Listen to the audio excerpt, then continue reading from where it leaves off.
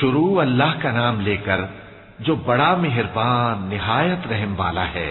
ستارے کی قسم جب غائب ہونے لگے کہ تمہارے رفیق یعنی ہمارے نبی نہ رستہ بھولے ہیں نہ بھٹکے ہیں اور نہ یہ خواہش نفس سے کچھ بولتے ہیں۔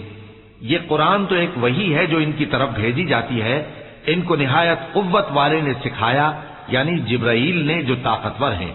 پھر وہ پوری طرح بیٹھے جبکہ وہ آسمان کے اونچے کنارے پر تھے، پھر وہ قریب ہوئے، پھر مزید نیچے آ گئے تو وہ 2 کمان کے فاصلے پر ہو گئے یا اس سے بھی کم۔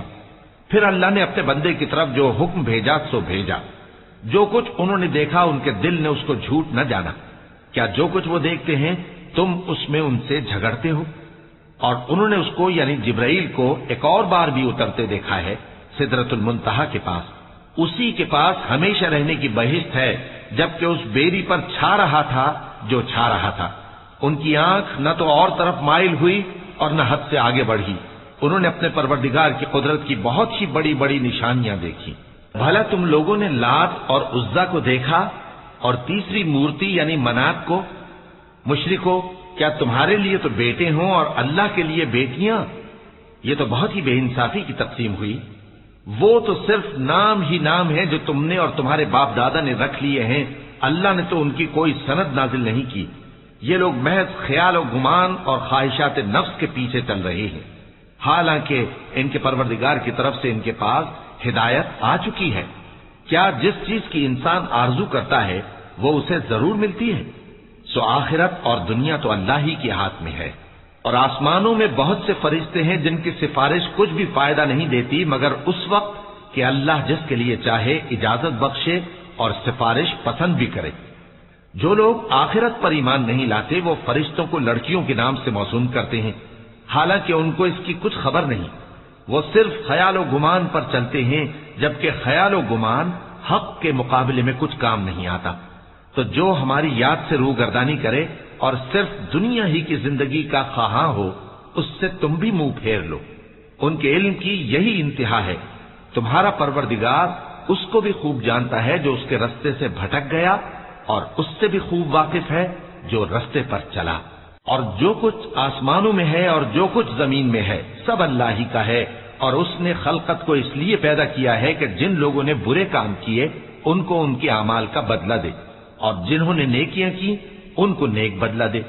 جو صغیرہ گناہوں کے سوا بڑے بڑے گناہوں اور بے حیائی کی باتوں سے اجتناب کرتے ہیں، بے شک تمہارا پروردگار بڑی بخشش والا ہے۔ وہ تم کو خوب جانتا ہے۔ جب اس نے تم کو مٹی سے پیدا کیا اور جب تم اپنی ماؤں کے پیٹ میں بچے تھے تو اپنے آپ کو پاک صاف نہ جتاؤ۔ جو پرہیزگار ہے وہ اس سے خوب واقف ہے۔ بھلا تم نے اس شخص کو دیکھا جس نے منہ پھیر لیا اور تھوڑا سا دیا پھر ہاتھ روک لیا؟ کیا اس کے پاس غیب کا علم ہے کہ وہ اسے دیکھ رہا ہے؟ کیا جو باتیں موسیٰ کے صحیفوں میں ہیں ان کی اس کو خبر نہیں پہنچی؟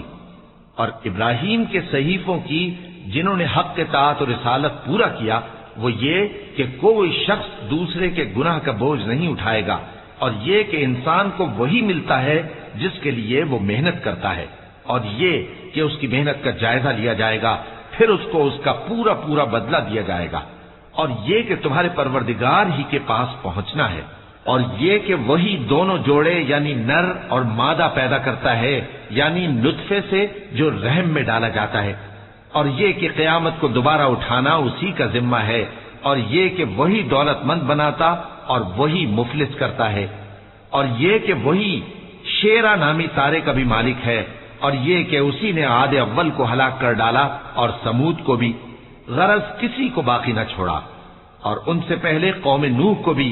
کچھ شک نہیں کہ وہ لوگ بڑے ہی ظالم اور بڑے ہی سرکش تھے، اور اسی نے الٹی ہوئی بستیوں کو دے پٹکا، پھر ان پر جو چیز چھا گئی سو چھا گئی۔ تو اے انسان، تو اپنے پروردگار کی کون کون سی نعمت پر جھگڑے گا؟ یہ پیغمبر بھی پہلے کے خبردار کرنے والوں میں سے ایک خبردار کرنے والے ہیں۔